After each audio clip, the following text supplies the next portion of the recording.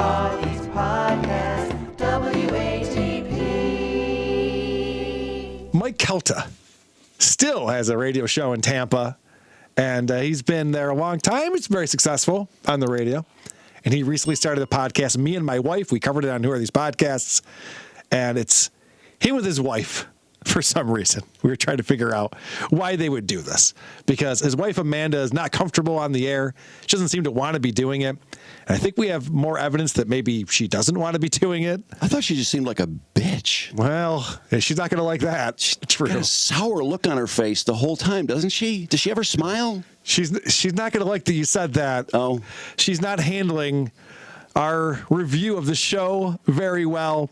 They put out a response, and this is on the Mike Calta radio show. He starts talking about this, and of course he does his show from his house, so his wife comes downstairs and joins the show to address this. He does a radio show from his house? I guess so, yeah. That's his studio. It's his radio studio. Still? From COVID? I mean, you do a show from your house. What are you talking about? I do a show from my house. He's on the radio. Yeah, what about that great crew he's got around him? Does he want to be in the same room? Oh, they're all in the room. They all come to his house. Oh, they'll come. Yeah, his producer's there, all the guys, yeah. Okay. He's got a nice setup. So, I don't know, maybe it saves the station money. I don't know. No, it saves him driving to the station and driving home. Oh, yeah. Working out of your house is amazing. Yeah, because everybody has to come to his house. They still have to commute, but he doesn't. Right. So, yeah, that's what being the boss is, I guess, and having good ratings. That is true. Because he does well, I guess. He does well with compelling content like this. And after 8 solid episodes of me and my wife rambling on in our own podcast for our own fun and enjoyment, we've made it to the podcast called Who Are These Podcasts? And they review it, and they absolutely hate us and say it sucks and it's terrible. And Joe, you're the worst part of it. Oh, really? The first episode. That's shocking. It's so great because I'm so surprised. The first episode, I forgot to turn the microphones on, and I forgot that I had engaged the mics, even if we were wearing headphones for you to hear us. That one was my fault. Then you were showing an empty chair for a little while. It was a disaster.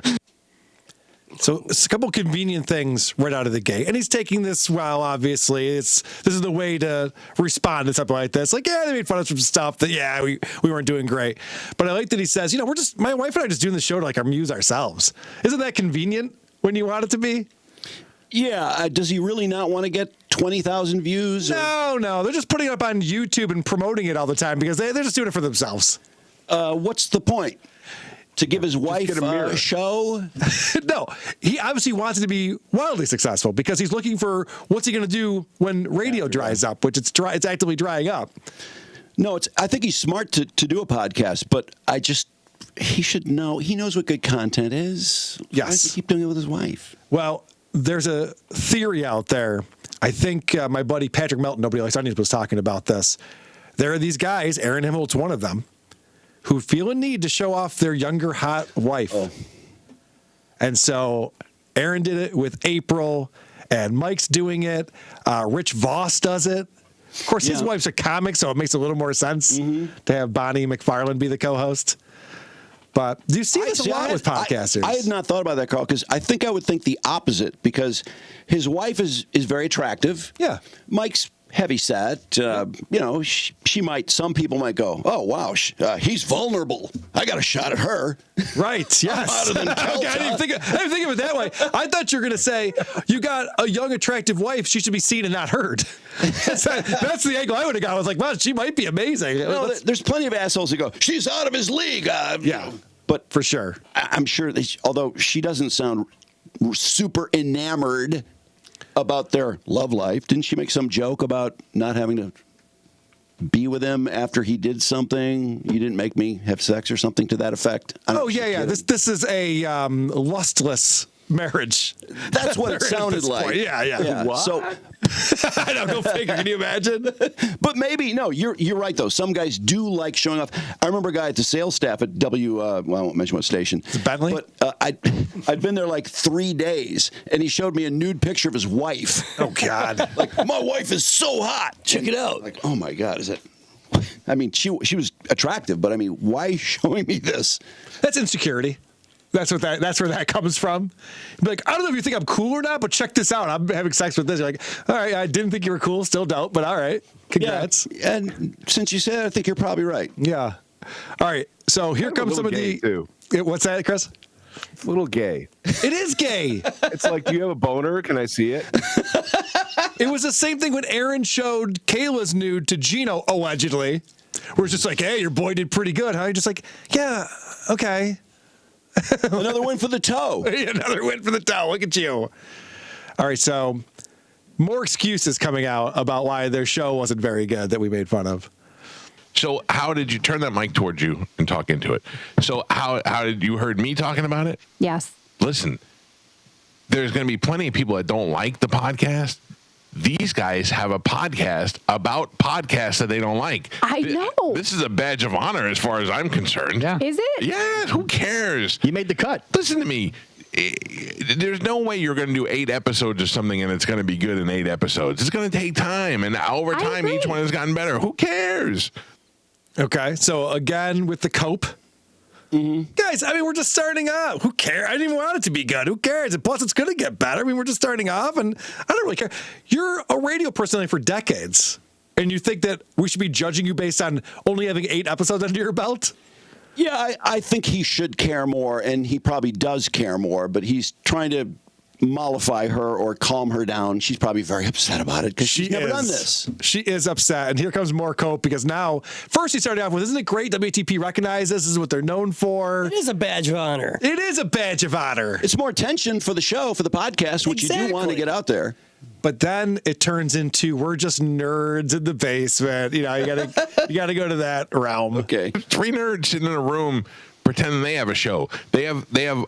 We've been doing 8 episodes, and they barely have double the amount of people we have watching. Who cares? I get my feelings hurt easily. Why? What is the? Did you hear what I said though? I defended your honor. The one thing that they did say was that you didn't know about the Wu-Tang Clan because you were wearing the shirt, and I know that's an outright lie. I need them to know that. Well, listen. Who cares? Oh, this isn't going to go well. No, she's already acknowledging what upsets her, which is rule 1 about this sort of thing. Like, and the fact that they don't think I know Wu-Tang Clan, you're like, I don't think she does. Yeah, I don't think she's good at taking criticism at all. And also, I think Mike's math is off a little bit. I think you have more than double what we're doing there. Yeah, he also says he has 5,000 views on videos. The one from 11 days ago is 1,600 views on it. So I might be inflating that a little bit. You know, because he's a radio guy, he may have audio only. He may have a lot of people listening. I do just too. Audio. I have audio only too. We're not just on. He's a little off on all of this because he thinks that the video segment we put out about their show is the only place you would find that. He goes, we did a whole episode about it. I was like, no, that was just a segment on a full episode that's available behind the paywall. It's available for anyone for audio. That's free. There's a lot of places where people will hear this, not just the one spot you found it. But no, he's got it all figured out. We've been around for a long time, and we only have twice as many listeners. No, his math is convenient, I'll call it. Okay. And off. So he's trying to help out. He's trying to cope. He's trying to make Amanda know that this is okay. It's not a big deal, but she does not like it. I listen to me. The fact that those guys did a whole episode of their podcast about how bad our podcast is makes me happy. But legitimately happy, not even happy where I'm like, well, I'll show them. I'm glad. You're a different person, though. You are in this realm of entertainment, and people talk about you. People don't talk about me, and if people do talk about me, then it's like personal Well, as and Carmen sad said, for me. as Carmen said, you're in the business now. Yeah. You put yourself in the business. Yeah. I'm out of the business. No, you can't be out of the business. This is where we got to come back stronger than ever. I quit. We got a big. Wow, is she sour? She takes it personally. I don't think this was her idea. Is she playing me, or was this Mike's idea? Like, hey, we should do a podcast together. You come down once a week. We'll talk about the kids and the family. Because she seems to want nothing to do with this criticism. Oh, I think she wants nothing to do with the criticism. Usually, though, when a spouse wants to be on their successful spouse's show that they're never on, usually it's the person wanting to get their face in the limelight. Right. But the way that she's handling this tells me she's not that person, that Mike wanted to show off his wife. You may be right, but she may also have thought that people are gonna love me, and I'm so hot. Yes. Although she's not like super dressed up for this or anything. I may be misjudging her. I just know that if she can't handle this little bit of criticism, I don't think she's cut out for this. I don't think she's used to being criticized. No, I don't think so really either. I mean, most people aren't. Most people aren't ridiculed for doing a shitty job at stuff. Yeah. People just kind of put their head down and go, whatever, what are you going to do? But I have a feeling that maybe it's a theme throughout her life that she doesn't get criticized a lot. You got to touch up those roots. I know we're not supposed to be I mean, you just talked about how criticism is so bad for people like her, but wow, that's not a good look. So Amanda explains she doesn't even like attention. And I think I believe this. You do not quit. I don't have the self-confidence or the self-esteem to be in the business. Can I tell you? Yeah. Now you have to go on Friday and do it live in front of people. Oh my God, Calvin! It's so bad. Ask Joe. I'm freaking out. She has she's been freaking out. Yeah. Why? Because gonna be tough. I'm not good with attention. I don't like attention. Well, then you shouldn't do a show that draws attention. I know. It was a bad idea. Yeah, I think you're right, Carl. I don't think she wants to do this. I think you're right. And I'm seeing this as genuine. She's going, yeah, I don't want this. I didn't sign up for this. And she's not all dolled up for this. So Mike is, I don't know. I think Mike is really pushing this and doing a live show. Why is he doing that? First of all, this show is not ready to do a live show. Oh, I know. It's not strong enough. It's just dropped. I have it in a minute. Oh, okay. We'll take a look at it. Am I We'll right see about what that looks like. Was I right about that? Of course. Okay. And the other thing is, to do a live show, there must be money involved to do a live show. This must be an effort to make money. He's trying to monetize a podcast. What the live show that they're doing is part of this Seltzer Wonderland event that's sponsored by Neutral, which is a hard seltzer. Keyword sponsor. Yeah. So Neutral is this hard seltzer, and they have this event with 40 different seltzers. They have other brands coming in, and they have a Real Housewife is going to be there, and I think other radio stations are tied to it. So there has to be a payout or something in some form. Well, if you're a morning drive show, even if you're successful, you have to know your income can only go one way going forward. So maybe he's thinking ahead, which is smart. Oh, I agree with that. I think that's what he's doing. But this is him bragging about the numbers I was talking about earlier. Listen, anybody can do a podcast, clearly. We decided. So that's a shot at me. Ooh. Yeah. So he goes back and forth between, isn't it great these guys are talking about us? That's all they do. You know, wow, it's pretty amazing. They're just like, I mean, any asshole, any nerd could do a podcast. Like, okay, but we're doing it better than you, so.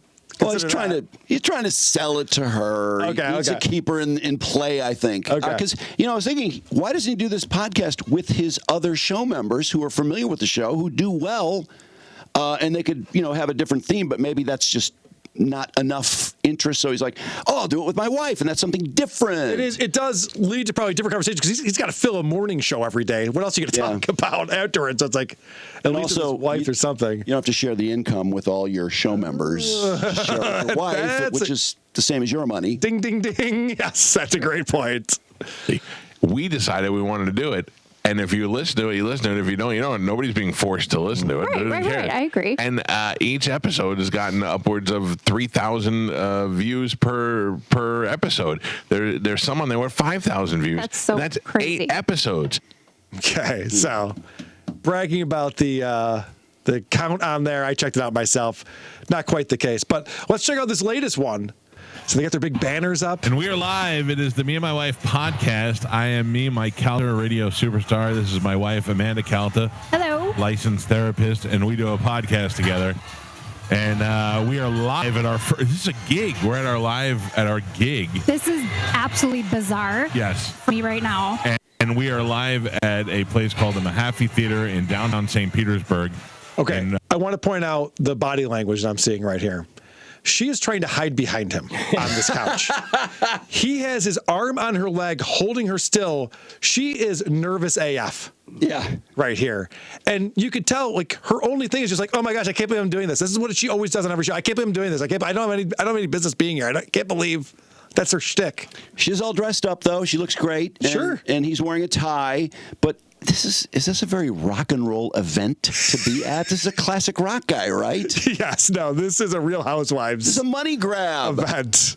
Well, okay, let's fast forward to when the guests come on. This is at 12:37 into the show. I'm sure these guests are going to match the classic rock show that he does in the morning, correct?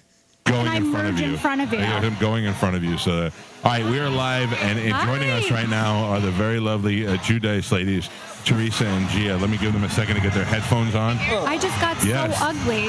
No, stop it. I feel like You smell wonderful. I feel like a dirt bag now. Give the ladies a second to get their headphones on and get their microphones. How are you guys doing? Stupid. They don't have headphones All on right, yet. relax. We are live at Winter Seltzerland, and Teresa and Gia are here with us now. He's doing the radio by time thing. Hey, if you're just joining us right now. They don't have headphones on yet. They're sitting right across. They can still hear him. No. He's just killing time. There, grab those right next to you. Can you hear? A little rough. How are you ladies doing? Hear that microphone. Yes. How are you? Good. I felt really confident about. Talk about people who are there for a money grab. These two women don't look like they want to be there at all. Like, what do you have to do? We have to go on these guys' show now and talk to them? Sitting down for what? Okay, fine. Is this what Mike Calta needs to do to build a podcast audience? I don't think so. Hear that microphone. Yes. How are you? Good. I felt really confident about myself until you guys sat down next to me, and now I feel like a pile of shit. Oh my God. No, why? Why would you say that? Because you're gorgeous. So are you. Thank you. No, they don't understand this at all. She's very pretty. And the woman that she's complimenting has had so much work done on her face, she looks terrible, in my opinion. I think she's prettier than the guest. That's what I mean, yeah. So, but she has to like give us this awkward compliment. I feel like a pile of shit, which means they're going to be like, no, you're gorgeous. Like, I am? What? She knew what she was doing there. That's also a weird thing to say when your guest sits down. Hey, welcome. Great to have you. I feel like a piece of shit. Yeah, That's a really strange thing to say to your guest. She's not good at this. I think she has very low self-esteem. Very low. Interesting. Is that maybe why she is married to a guy? Oh, I don't know. Just saying. I mean, Mike seems like a really good guy. Yeah, I'm sure he's great. I'm sure he's fantastic. I'm sure. Well, one of the things that Mike likes to do to show that he's bigger than WATP is a little bit of name dropping. As he's going to explain to us after that first. Now, he said he only watched the first 5 minutes of our review of his show. We went through a bunch of different episodes, a lot of different clips and things that happened, but he only focused on his first episode that we were talking about where they weren't prepared. They had the camera shots wrong and they weren't ready for it. And so he's going to explain that he talked to some professionals to get it right. And after the first one, we were like, all right, we got to fix some things. And then the executive producers for Letterman said, change your cameras, do this, turn it this way, and all. And we were like, okay. And then Bobby Kelly was like, you got to tighten up your thing. And we did all those things. And they're like, all right, now we feel good about it. Now we got to go. It took some time. Well, so he took people's advice. That's good. I mean, instead of being completely defensive about it. Not just people, the executives at Letterman. Oh, yeah. And Robert Kelly. Should he maybe have explained executives from Letterman? I mean, he makes it sound like, I consulted with the executives from Letterman, like he just can call anyone. Right. I think that's what he's trying to make it seem like. The first episode we watched, he was talking about Bert Kreischer and how they're buddies and how much money Bert Kreischer makes. Oh, yeah. And is she jealous of Bert? She doesn't want that much money. Oh, yeah. She wanted a lot of money, though. She was like, I don't want to have so much money that we could just like hop on a private jet to Hawaii. Because then, why are you grinding anymore? It seems like I remember Mike assuring her that they do have a lot of money. Mike was offended by that. He's like, yeah, but we are very wealthy. Because they're talking about buying their son, who's not going to school anymore after high school, $260 sweatpants. Or something like that. That was very revealing that their son called from the mall and wanted to charge sweatpants, which is like, oh, that's interesting that he would call. But then $260 sweatpants. And then didn't they both justify it? Yeah, they're like, yeah, but, they're going to be nice sweatpants. I used to buy shitty sweatpants that didn't last very long. And they're going to be stylish. And yeah, that's fine. I don't think I'd want my 18-year-old kid buying $260 sweatpants on my budget. Well, you're not with it. Mike kept calling his son a loser and a stoner. Yeah, that was a little rough. And you could tell that Amanda was very defensive. Like, no, he's great. He's got his own business. He's working on his own business. I wonder if Chris has gotten a call like that from the mall, though. $260 sweatpants. Oh, no fucking way. No, she goes right up to your face and asks for money, which is the polite way to do it. Brandon, $260 sweatpants. You might have that call coming. No way. No? Okay. I could see Brandon spoiling the girls. Oh, God. Would Kristen stand for it? Well, in about 15 years when they can, I don't know, when they're adults, they'll probably be $250. Just that'll be the normal price. No, they'll be $450 if we're talking about the same sweatpants. Yeah, but Brandon, you have that job in radio. You'll be fine. Yeah, you're right. You'll be Kristen's got a good gig. I'll be fine. You'll be fine. All right, guys. The main problem with our review is that, and I don't even think it was me on the show. It might have been. I say a lot of wild things.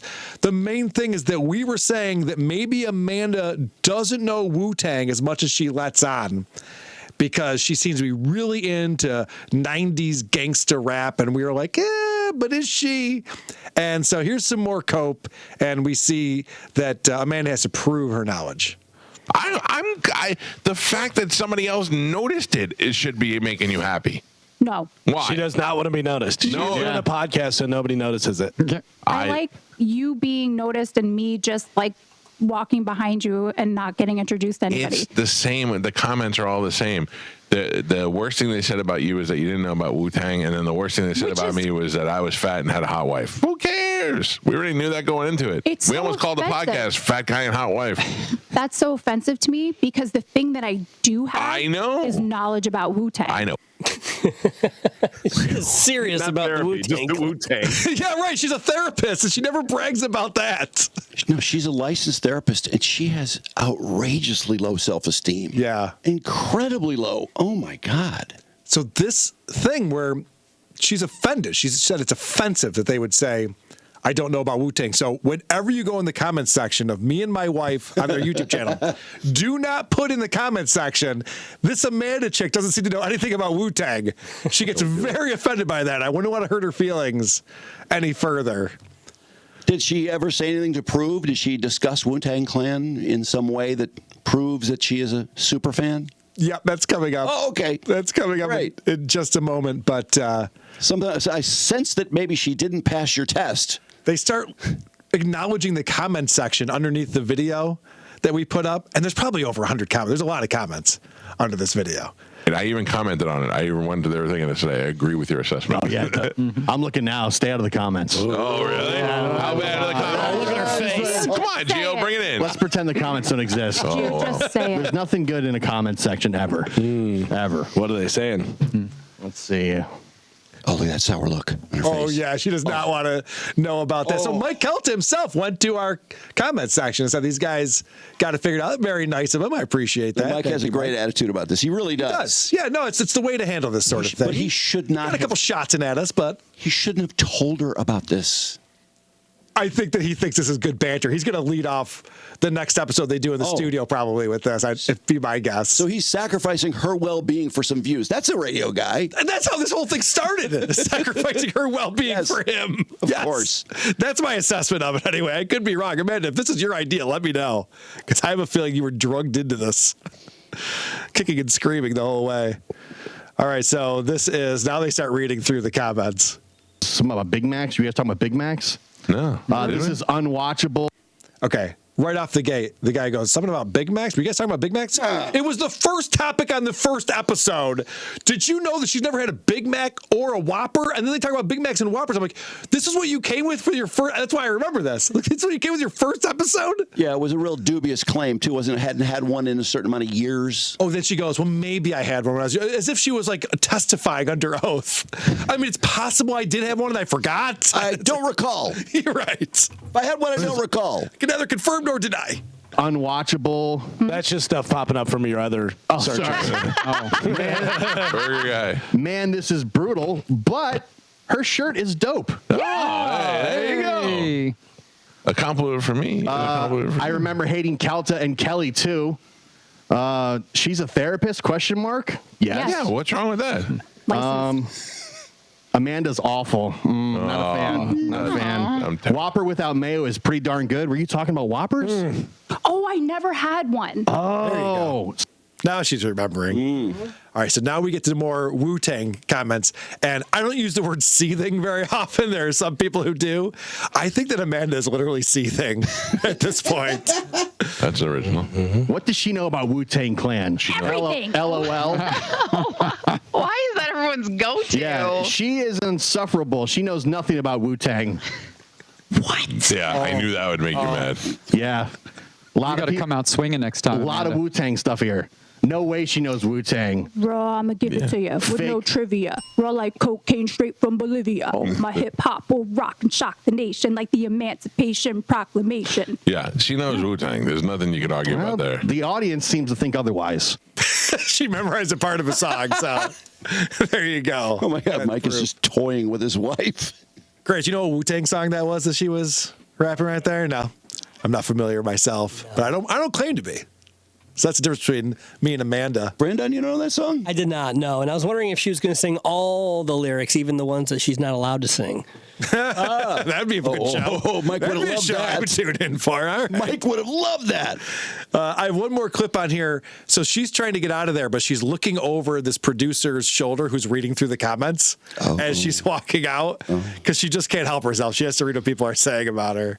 Don't worry. Listen to me. Look at me. I know you're going to go right out there while you're eating your peanut butter, and you're going to try and what? What do you see? I'm going to back that up. I just want to explain for people who are listening. She's reading over this guy's shoulder. She sees something, and her jaw drops to the floor. She looks so Very pissed Muppety. off Look at about this. Look at me. I know you're going to go right out there while you're eating your peanut butter, and you're going to try and what? What do you see?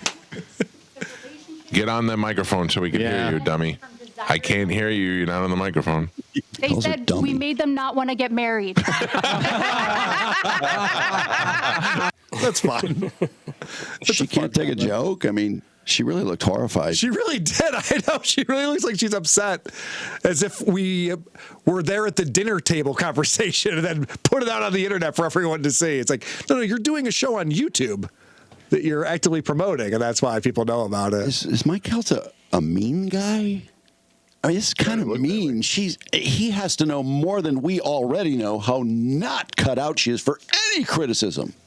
Well, She's not taking it cut so out for criticism seriously. or to be the co-host of a podcast. She is not prepared for this stuff at all. So, is he a mean guy? No, but doesn't everyone want to get back at their wife from time to time? So maybe he's having a little bit of fun. Maybe he's lowering her self-esteem a little more, so she'll Yes. stay with him longer. I think maybe he's having a little bit of fun with it. Who are these podcasts?